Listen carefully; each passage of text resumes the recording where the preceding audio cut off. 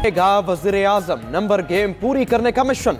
सियासी राबते और मुलाकातें उरूज पर पहुंच गई। तख्ते लाहौर पर होगा किसका राज। आज़ाद उम्मीदवार कर गए अहमियत इख्तियार। सियासी जमातों की कामयाब होने वाले आज़ाद उम्मीदवारों को साथ मिलाने की कोशिशें तेज। लाहौर में आसिफ जरदारी और शहबाज शरीफ की बैठक। हुकूमत साजी के मामलात पर गौर। कल दोबारा मुलाकात पर इत्तेफाक। नून लीग और पीपल्स पार्टी के बड़ों की बैठक की अंदरूनी कहानी। जराये के मुताबिक शहबाज शरीफ ने विफाक पंजाब और बलोचिस्तान में मुश्तरका हिकमत अमली का रोड मैप दिया। पीपल्स पार्टी ने विफाक और बलोचिस्तान में हुकूमत साजी की तजवीज़ दी। पीपल्स पार्टी ने विफाक और बलोचिस्तान में हुकूमत साजी पर पंजाब में हिमायत की यकीन दहानी कराई।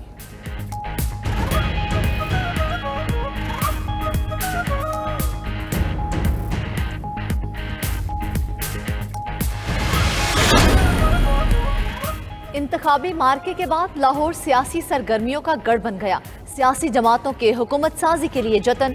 आसिफ जरदारी, बिलावल भुट्टो के बाद MQM के वफ्द ने भी लाहौर का रुख कर लिया। MQM के मुस्लिम लीग नून के साथ बैठक लगेगी। मुतहदा वफ्द की लीगी कायद नवाज शरीफ के साथ भी मुलाकात है। वफ्द में खालिद मकबूल सिद्दीकी, मुस्तफ़ा कमाल और डॉक्टर फारूक सत्तार शामिल। गवर्नर कामरान टेसोरी भी वफ्द का हिस्सा। दूसरी जानिब शहबाज शरीफ का मौलाना फजलुर रहमान को भी टेलीफोन। बाहमी ताउन और हुकूमत साजी पर गुफ्तगू।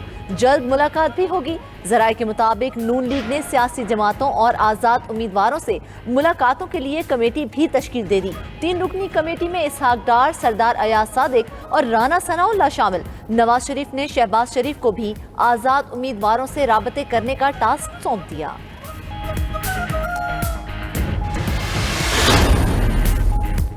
इलेक्शन 2024 का मार्का आज़ाद उम्मीदवारों के नाम। आज़ाद उम्मीदवारों ने कौमी हलकों की 100 नशिस्तें जीतकर मैदान मार लिया। 10 नशिस्तों के नताइज अब भी बाकी। 2 दिन में भी रिजल्ट मुकम्मल ना हो सका। नून लीग 73 सीटों के साथ सबसे बड़ी जमात बन गई। पीपल्स पार्टी का 54 नशिस्तों के साथ तीसरा नंबर। MQM ने भी 17 सीटें जीत ली। काफ लीग और JUI के 3-3, IPP के 2 उम्मीदवार कामयाब। बलोचिस्तान नेशनल पार्टी, मुस्लिम लीग ज़िया और मजलिस वहदतुल मुस्लिमीन की एक सीट।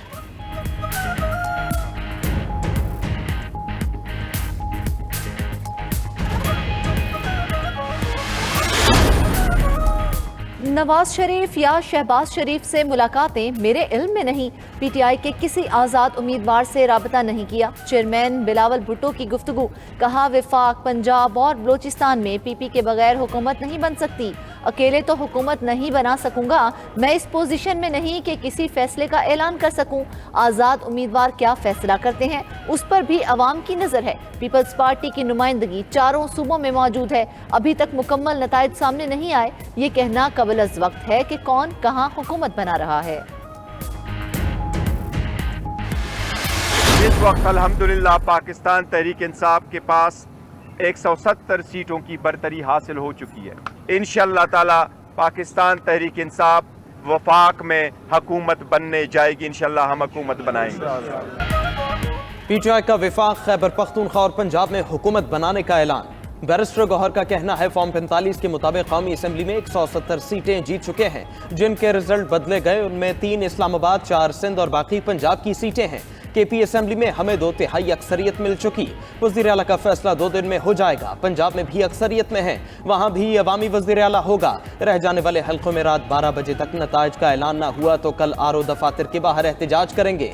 बैरिस्टर गौहर ने जीत गुलामी नामंजूर के नारे के नाम कर दी।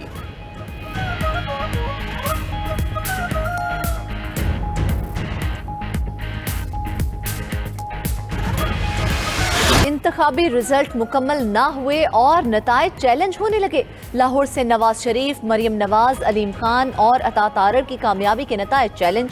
PP 169 लाहौर से मियां महमूद रशीद ने नून लीग के खालिद खोखर की कामयाबी को चैलेंज किया।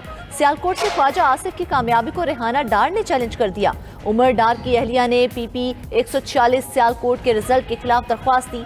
इस्लामाबाद में NA 47 से शुएब शाहीन और NA 48 में अली बुखारी ने RO का फैसला चैलेंज कर दिया। मुल्तान में आज़ाद उम्मीदवार बैरिस्टर तैमूर की यूसुफ रजा गिलानी की जीत के हतमी नताइज रोकने की इस्तदा।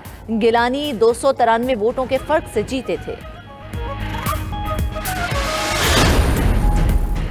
इलेक्शन कमीशन ने 2 कौमी और 2 सूबाई नशिस्तों के नताइज रोक दिए। NA64 गुजरात का हतमी नतीजा जारी करने से रोक दिया। चौधरी सालिक हुसैन 15 फरवरी को तलब, रिटर्निंग अफसर से 3 रोज में जवाब मांग लिया। इलेक्शन कमीशन का कैसरा इलाही की दरखास्त पर तहरीरी हुक्मनामा जारी। NA88 खुशाब में 26 पोलिंग स्टेशन के पोलिंग मटीरियल को जलाया गया।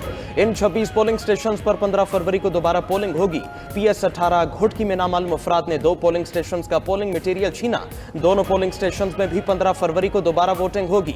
PK90 को हाट में दहशतगर्दों के हाथों 15 पोलिंग स्टेशन का पोलिंग मटीरियल तबाह किया गया। 25 पोलिंग स्टेशन में भी 15 फरवरी को दोबारा पोलिंग का हुक्म। दूसरी जानब चौधरी परवेज इलाही की PP32 से मुतालिक दरखास्त मंजूर। रिटर्निंग अफसरान को दोबारा फॉर्म 47 मुरतब करने की हिदायत।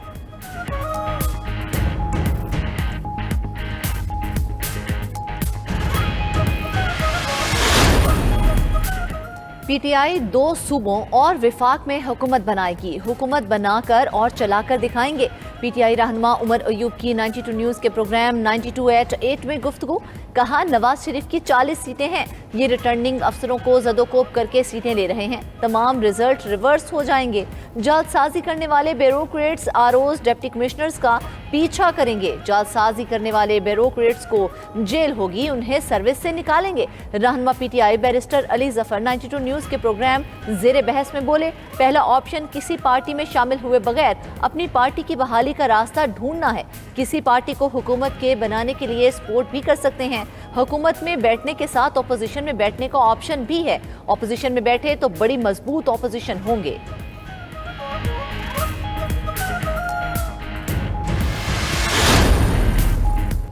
अगर आज इलेक्ट्रॉनिक वोटर मशीन होती, पाकिस्तान इस बहरान से बच जाता। सदर ममलकत आरिफ अलवी का ट्वीट का है, इलेक्ट्रॉनिक वोटिंग मशीन के लिए हमारी तवील जद्दोजहद को याद रखें। EVM में कागजी बैलेट थे जिन्हें हाथ से गिना जा सकता था। हर उम्मीदवार का रिजल्ट पोल खत्म होने के 5 मिनट के अंदर दस्तयाब होता और प्रिंट भी हो जाता। हमारी ये तमाम जद्दोजहद, जिसके लिए ऐवान सदर में 50 से ज्यादा मीटिंग्स हुई, नाकाम की गई।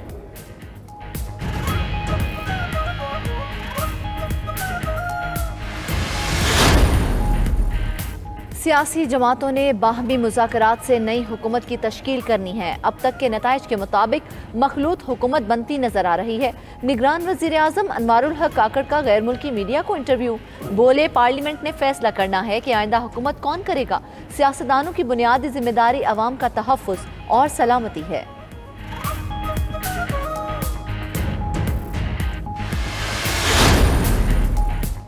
Army chief general Syed Asim Munir के इंतखाबात के कामयाब इनेकाद पर कौम, हुकूमत, इलेक्शन कमीशन और तमाम फाते उम्मीदवारों को मुबारकबाद। सिपा सालार ने कौम के नाम पैगाम में कहा, इंतखाबात जीतने और हारने का मुकाबला नहीं बल्कि अवाम के मैंडेट का तयन और खिदमत का जरिया है। अब तमाम सियासी जमातों पर फर्ज है कि वो सियासी पुख्तगी और इत्तेहाद के साथ इसका जवाब दें। कौम को इंतशार और तकसीम की सियासत से आगे बढ़ने के लिए मुस्तहकम हाथों की जरूरत है। ख्वाहिश है कि इंतखाबात सियासी और मुआशी इस्तेहकाम लाएं और मुल्क के लिए अमन और खुशहाली का मरकज साबित हों। इंतखाबात के लिए महफूज माहौल बनाने पर सिक्योरिटी इदारों की भी तारीफ।